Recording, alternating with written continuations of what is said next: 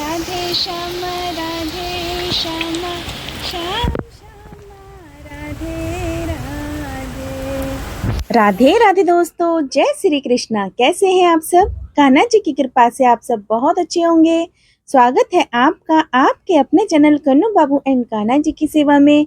So guys, आज मेरे लड्डू गोपाल जी ने बारिश में बहुत एंजॉय किया, बहुत मस्ती की और उसके बाद हमने अपने लड्डू गोपाल जी को स्नान आदि कराया। राधे कृष्णा कृष्ण कृष्ण राधे राधे।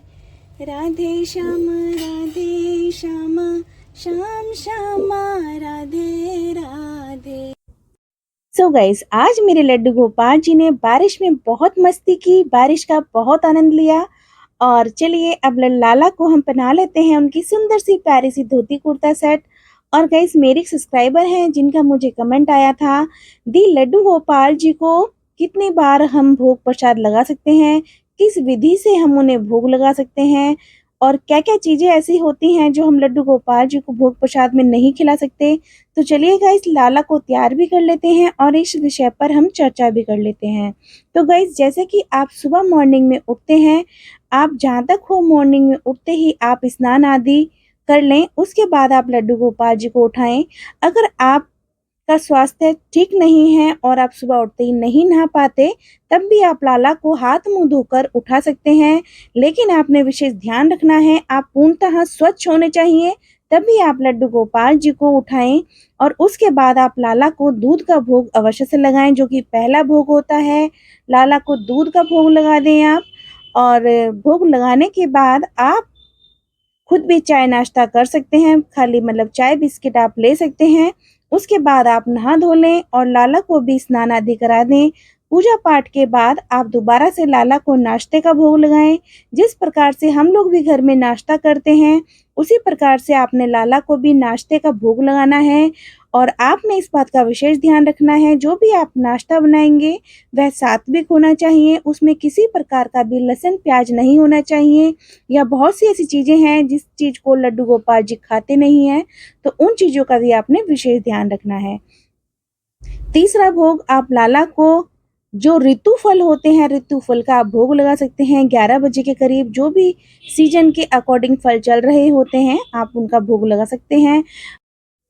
उसके बाद आप लाला को भोजन का भोग लगाएं। तो भोजन का भोग लाला को आप 1 से 1.5 के बीच में जरूर से लगा दें। तो भोजन में भी आपने इस बात का विशेष ध्यान रखना है, जो सात्विक भोजन होता है, आपने सिर्फ उसी का भोग लगाना है।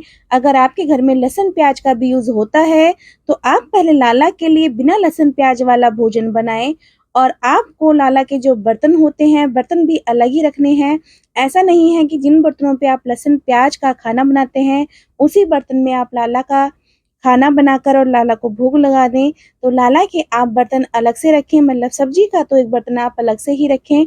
और जो कुछ सब्जियां ऐसी होती हैं जिनका हम भोग लाला को नहीं लगाते, लाला उन्हें खाते नहीं हैं, जैसे कि आप कटहल का भोग लाला को ना लगाएं। लाला कटहल का भोग कभी नहीं खाते हैं, लाल मसूर की दाल नहीं खाते हैं, मशरूम नहीं खाते हैं। तो इस तरह से आप भोग प्रसाद ना लगाएं।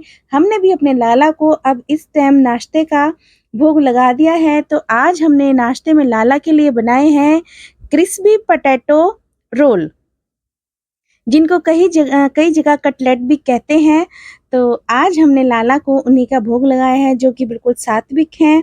और इसी प्रकार से हमने लाला को अपना भोग प्रसाद लगाया है। ये हमारे लाला का नाश्ता है अभी। तो गाइस, हम थे भोजन पर।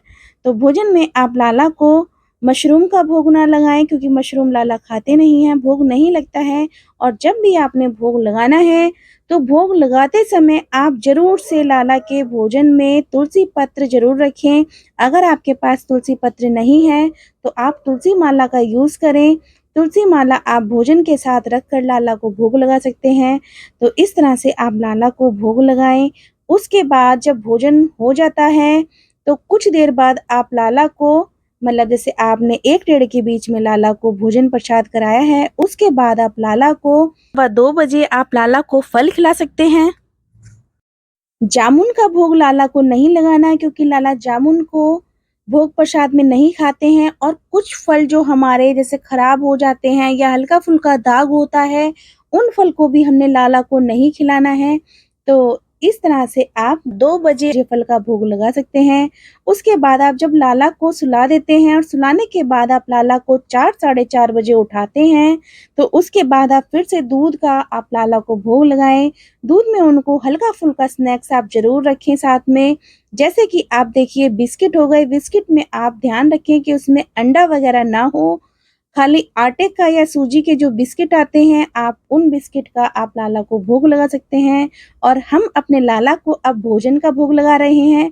तो आज बारिश हुई थी, बहुत तगड़ी बारिश हुई थी और अब भी बारिश का ही मौसम है। तो आज हमने लाला के लिए कचौड़ी बनाई है। कचौड़ी और दही का हम भोग लगा रहे हैं और अपने लाला से बस यही प्रार्थना कर रहे हैं, लाला आओ भोग लगाओ और हमारा भोग स्वीकार करो। और जब भी आप लाला को भोग लगाएं, इस बात का आपने विशेष ध्यान रखना है, लाला के आगे आपने पहले उनका जो भोग वाला भजन होता है उसको ज़रूर गुनगुनाना है, उनसे प्रार्थना करनी है, प्रभु आइए अपना भोग पाइए और बड़े प्रेम से लाला को आपने भोग प्रसाद खिलाना है। हम थे शाम वाले दूध वाले नाश्ते पे। अब गाइस देखिए, शाम के 6 साढ़े 6 बजे करीब आप लाला को शेक बनाकर पिला सकते हैं या कोई भी आप शरबत पिला सकते हैं, हल्का-फुल्का स्नैक्स खिला सकते हैं। जैसे हम अपने बच्चों को हल्का-फुल्का स्नैक्स खिलाते रहते हैं, ऐसे ही आपने लाला को भी हल्का-फुल्का सा भोग लगाना है। और उसके बाद आप लाला को साढ़े 7 से 8 बजे तक के बीच में आप रात्रि भोजन का भोग अवश्य से लगा दें। और लाला को भोजन प्रसाद लगाते समय आपने तुलसी पात्र का अवश्य ध्यान रखना है। तो लास्ट का जो आपने भोग है वो साढ़े 7 से 8 के बीच में लगाना है। और उसके बाद आप लाला का जो भी श्रृंगार है आपका, सुबह से जो आपने श्रृंगार कर रखा है, उस श्रृंगार को आपने उतारना है। लाला को हल्के से वस्त्र पहनाने हैं और सुलाते समय आपने लाला को दूध का भोग अवश्य से लगाना है, जो कि लास्ट भोग होता है प्रभु का। आपने लास्ट में दूध पिलाना है लाला को और उसके बाद आपने लाला को सुला देना है। तो इस प्रकार से आप लाला को भोग प्रसाद लगा सकते हैं।